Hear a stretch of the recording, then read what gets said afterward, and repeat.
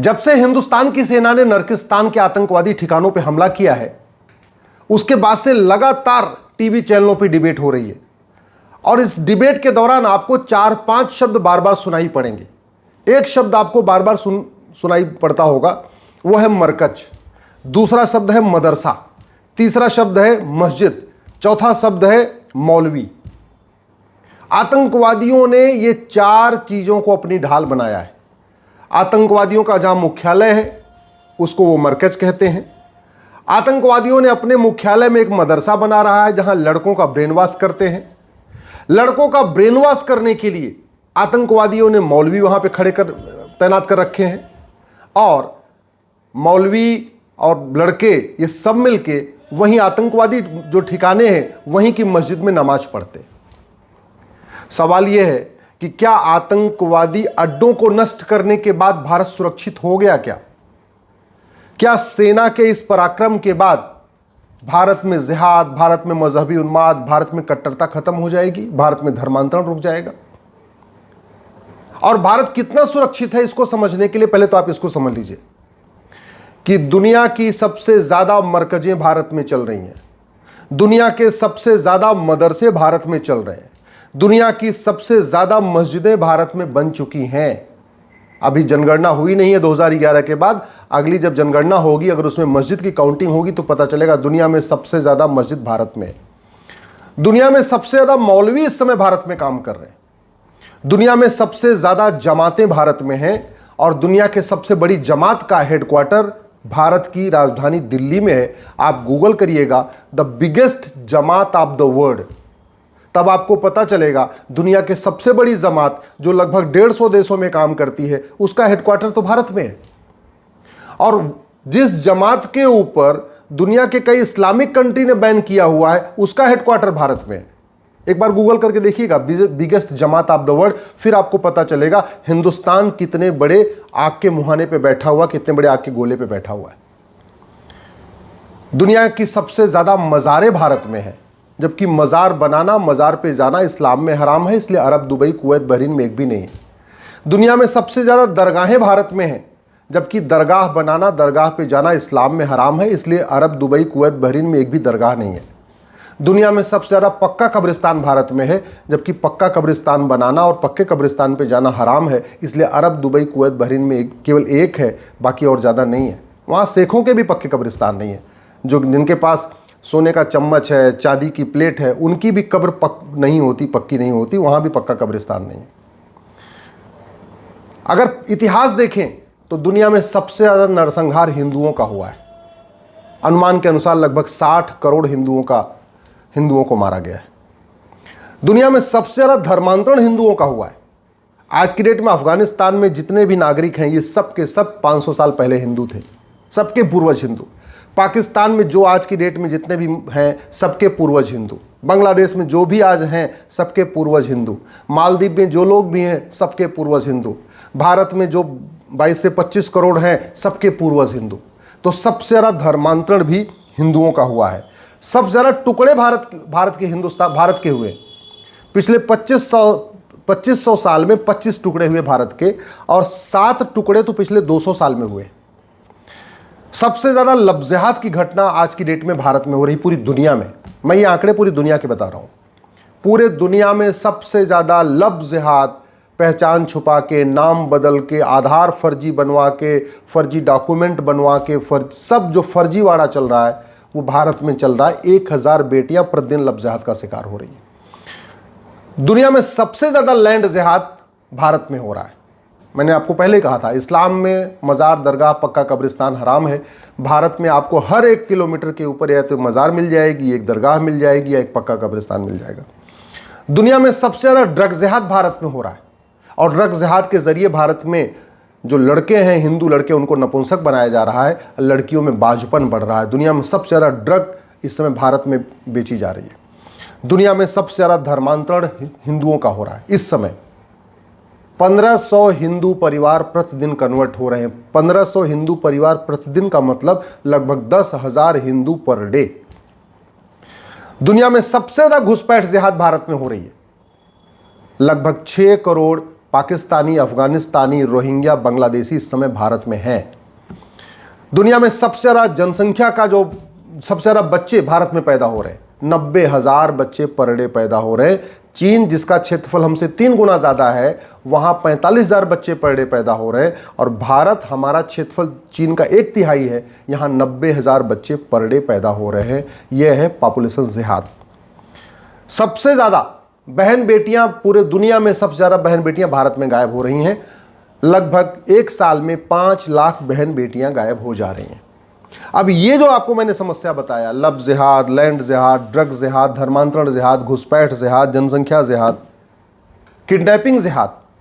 Kidnapping की आपको एक घटना बताता हूं। बिहार, झारखंड, बंगाल, असम, उड़ीसा, इन 5 राज्यों के गरीब बच्चे गायब हो रहे थे, आदिवासी बच्चे गायब हो रहे थे, जो मजदूरी करते हैं वो बच्चे गायब हो रहे थे, मजदूरों के बच्चे गायब हो रहे थे। और वो सारे बच्चे यहाँ से किडनैप करके केरल ले जाए गए, उनको यतीम खानों में रखा गया, उनको कन्वर्ट कर दिया गया। केरल हाई कोर्ट में सीबीआई जांच का ऑर्डर दिया। फिर पता चला कि ये जो 5 राज्यों के बच्चे लाए जा रहे थे केरल में, वो सारे के सारे कन्वर्ट करने के लिए लाए जा रहे थे। वो केस आज भी सुप्रीम कोर्ट में चल रहा है। अब आप खुद सोच सकते हैं आप कितने बड़े खतरे के सामने बैठे हुए। न पाकिस्तान, अफगानिस्तान, बांग्लादेश, मालदीव से खत्म हो गए, वो तो हुए। भारत के 9 राज्यों से खत्म हो चुके हैं। 800 जिलों में से 200 जिलों में खत्म हो चुके हैं। 6000 तहसीलों में से 1500 तहसीलों में खत्म हो चुके हैं। बॉर्डर पे जो 300 तहसीलें, उनकी सबकी डेमोग्राफी बदल गई है। इस डेमोग्राफी बदलने का मूल कारण लव जिहाद, लैंड जिहाद, धर्मांतरण जिहाद, घुसपैठ जिहाद, जनसंख्या जिहाद। तो सरकार, क्या इसको सेना रोक पाएगी? क्या नहीं। सेना तो यही काम कर सकती जो सेना ने किया। सेना गई, 100 किलोमीटर अंदर तक गई, आतंकवादी ठिकानों को मार के आ गई। चलो 100 आतंकवादी मार दिए, 150 मार दिए, 200 मार दिए, हम कहते 500 मार दिए।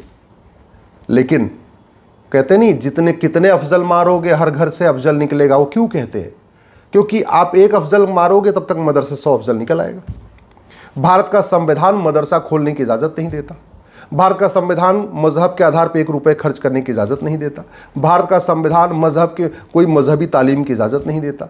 भारत का संविधान किसी ऐसी किताब को इजाज़त नहीं देता जो समाज को बांटती हो, जिसमें ऊंच नीच की बात लिखी हो। और फिर भी भारत में मदरसे चल रहे हैं। समाधान क्या है? समाधान इसको सरकार और सुप्रीम कोर्ट को करना होगा। पहले तो सुप्रीम कोर्ट को मानी जजों को समझना होगा, जो संविधान की व्याख्या करते हैं कि सारे धर्म एक समान नहीं होते, सारे पंथ एक समान नहीं होते, मजहब आपस में नफरत करना सिखाता है। ये हमारे माननीय सुप्रीम कोर्ट के जजों को समझना होगा। क्योंकि अल्टीमेटली सरकार कोई कानून बनाएगी भी तो उसकी फिर यहाँ पे PIL फाइल होगी और व्याख्या सुप्रीम कोर्ट को करना होगा। दूसरा, माननीय सुप्रीम कोर्ट को यह समझना होगा, भारत में शांति है तो वो संविधान के कारण या सुप्रीम कोर्ट के कारण नहीं है। भारत में जो भी शांति बची हुई है, ये हिंदुओं के बहुसंख्यक होने के कारण है। भारत में अगर लोकतंत्र बचा हुआ है तो वो संविधान या सुप्रीम कोर्ट के कारण नहीं है। भारत में जो लोकतंत्र बचा हुआ है वो हिंदू बहुसंख्यक है, इसलिए बचा हुआ है। भारत में जो सेकुलरिज्म चल रहा है वो संविधान या सुप्रीम कोर्ट के कारण नहीं है। भारत में जो सेकुलरिज्म चल रहा है वो इसलिए चल रहा है क्योंकि यहाँ हिंदू बहुसंख्यक है। तो ये सुप्रीम कोर्ट की भी ड्यूटी है, सरकार की भी ड्यूटी है कि वो हिंदुओं की जो डेमोग्राफी कम हो रही है उसको, उसके खिलाफ कठोर कार्रवाई करे। माननीय सुप्रीम कोर्ट को सबसे पहले इस बात को समझना पड़ेगा, जब तक हिंदू बहुसंख्यक हैं तब तक equality, justice, liberty, fraternity, unity, national integration है, तब तक समता, समानता, समरसता है, तब तक संविधान है, तब तक सेकुलरिज्म है, तब तक लोकतंत्र है। हिंदू खत्म हो जाएंगे, ये सब खत्म हो जाएगा।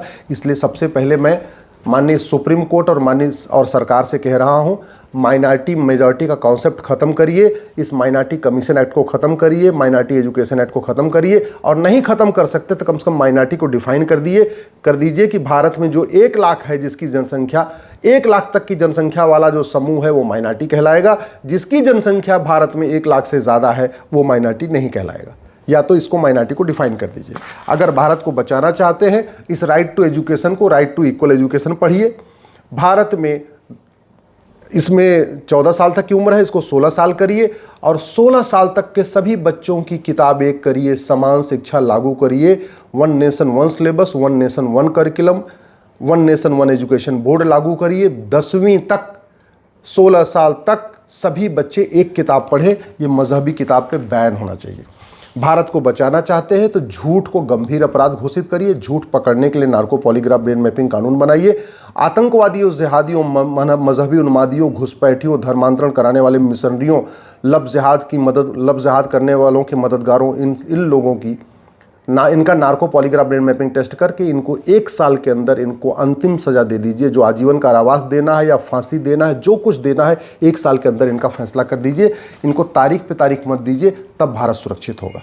भारत को बचाना चाहते हैं तो जो 50 से ज़्यादा अपराध के कानून चल रहे हैं, इनको मर्ज करके 1 नेशन 1 पिनल कोड लागू करिए। जैसे आपके अमेरिका में चलता है फेडरल पिनल कोड, उस तरीके का फेडरल पिनल कोड यहाँ भारत में लागू करिए।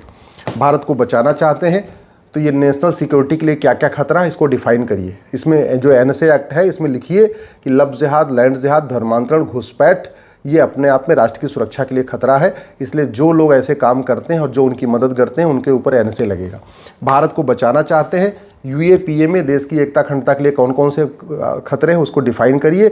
और लब जिहाद, लैंड जिहाद, धर्मांतरण, घुसपैठ करने वालों और उनके मददगारों पे UAPA लगाइए। भारत को बचाना चाहते हैं, नकली दवाओं का कारोबार रोकिए, क्योंकि नकली दवाओं के कारोबार से जो फंडिंग आती है, वो सारा का सारा पैसा भारत को बर्बाद करने पे खर्च होता है। इसलिए इसको नकली दवाओं का कारोबार रोकना है। इस घटिया कानून को ख़त्म करिए। भारत में बर्बाद करने की जो बहुत बड़ी फंडिंग होती है, वो ड्रग के ज़रिए होती है। ड्रग के कारण हमारे लड़के भी नपुंसक होते रहे, बेटियां हमारी उनमें बाजपन बढ़ रहा है, और जो ड्रग का पैसा आ रहा है वो भारत को बर्बाद करने पे खर्च हो रहा है। तो इसलिए नशा तस्करों को फांसी देने, उनकी नागरिकता ख़त्म करने और 100% प्रॉपर्टी जब्त करने के लिए तत्काल कानून बनाइए। भारत को बचाना है तो बेनामी लेन देन पर रोक लगाइए। बेनामी लेन देन वालों को कम से कम 20 साल की सज़ा देने की व्यवस्था करिए। भारत को बचाना है तो ये जो 2010 में FCRA कानून कांग्रेस ने बनाया था, इसको ख़त्म करिए। जब तक ये कानून नहीं ख़त्म होगा, तब तक फंडिंग नहीं रुकेगी, विदेशी फंडिंग, और जब तक विदेशी फंडिंग नहीं रुकेगी, तब तक भारत में अराजकता ख़त्म नहीं होगी, माओवाद, नक्सलवाद, जिहाद, मजहबी उन्माद ख़त्म नहीं होगा। भारत को बचाना है, हवाला कारोबार कंप्लीट बैन करिए। 100 रुपये से बड़ी नोट बंद करिए, 5000 रुपये से महंगे सामान का कैश लेन देन बंद करिए, और हवाला कारोबारियों की 100% प्रॉपर्टी जब्त करने, नागरिकता खत्म करने और आजीवन कारावास, फांसी देने के लिए कानून बनाइए। तब भारत बचेगा। जितने भी ये जमाते हैं, जितने मदरसे हैं और जितने ये लोग हैं जो भारत में अवैध काम करते हैं, इनकी फंडिंग हवाला के ज़रिए होती है। भारत को बचाना है तो ब्लैक मनी कानून खतरनाक और कठोर बनाइए। जैसे दुनिया के कई देशों में काला धन रखने वालों को, काला कारोबार करने वालों को फांसी दी जाती है, वैसी व्यवस्था भारत में करिए। भारत को बचाना है तो मज़हब के आधार पर जो नियम कानून चल रहा है, शरीयत एक्ट चल रहा है, अलग अलग मज़हब का अलग कानून चल रहा है, उसको ख़त्म करके यूनिफॉर्म सिविल कोड लागू करिए। भारत को बचाना है तो ये सिटीजनशिप एक्ट को बदलिए। जासूसों, गद्दारों, अलगाववादियों, कट्टरपंथियों, जिहादियों, मजहबी उन्मादियों, घुसपैठियों और उनके मददगारों की नागरिकता ख़त्म करने के लिए इस सिटीजनशिप एक्ट में टर्म्स कंडीशन डालिए। भारत को बचाना है तो घुसपैठियों और उनके मददगारों की 100% प्रॉपर्टी जब्त करने, नागरिकता खत्म करने, आजीवन कारावास, फांसी देने के लिए कानून बनाइए। भारत को बचाना है तो प्रिवेंशन ऑफ करप्शन एक्ट को और खतरनाक बनाइए और भ्रष्टाचार को देशद्रोह घोषित करिए। क्योंकि जितने घुसपैठिए हैं, ये 2000 में आधार बनवाते हैं, 2000 में राशन कार्ड बनवाते हैं, 2000 में सारे डॉक्यूमेंट बनवा लेते हैं। भ्रष्टाचार, भारत को बचाना है, ये रिप्रेजेंटेशन ऑफ पीपल एक्ट खत्म करिए, जिसके कारण अलगाववादी, कट्टरपंथी, जिहादी ये पार्षद बन जाते हैं, प्रधान बन जाते हैं, सांसद बन जाते हैं, विधायक बन जाते हैं। ये कानून महाघटिया है। भारत को बचाना है, गुलामी का नामो निशान मिटाइए। गुलामी का नामो निशान मिटाने के लिए एंशिएंट मूवमेंट एक्ट को बदलना ज़रूरी है। भारत को बचाना है तो लैंड जिहाद रोकना पड़ेगा। लैंड जिहाद रोकने के लिए सिविल प्रोसीजर कोड को बदलना ज़रूरी है। और भारत को बचाना है तो हिंदुओं को जो उनके हथियार छीन लिए गए, जो निहत्था बना दिया गया इस कानून के ज़रिए, आर्म्स एक्ट के ज़रिए, इस आर्म्स एक्ट को बदलिए और हिंदुओं को अपने हनुमान जी की गदा रखने का अधिकार दीजिए, शंकर जी का त्रिशूल रखने का अधिकार दीजिए, देवी जी का उनको तलवार रखने की इजाज़त दीजिए, परशुराम जी का फरसा रखने की इजाज़त दीजिए। तब भारत मजबूत होगा, तब भारत सुरक्षित होगा। मैं आप लोगों से आग्रह कर रहा हूँ, इस वीडियो को अधिक से अधिक शेयर करिए। अपने जान पहचान के सांसदों, विधायकों, मंत्रियों को भेजिए, नेताओं, अभिनेताओं, लेखकों, बुद्धिजीवियों, पत्रकारों, कलमकारों को भेजिए। ये वीडियो अधिक से अधिक से उसको फैलाइए, जिससे भारत में और क्या क्या करना है इसके बारे में सबको जानकारी हो और इस पर तुरंत निर्णायक कार्रवाई की जाए।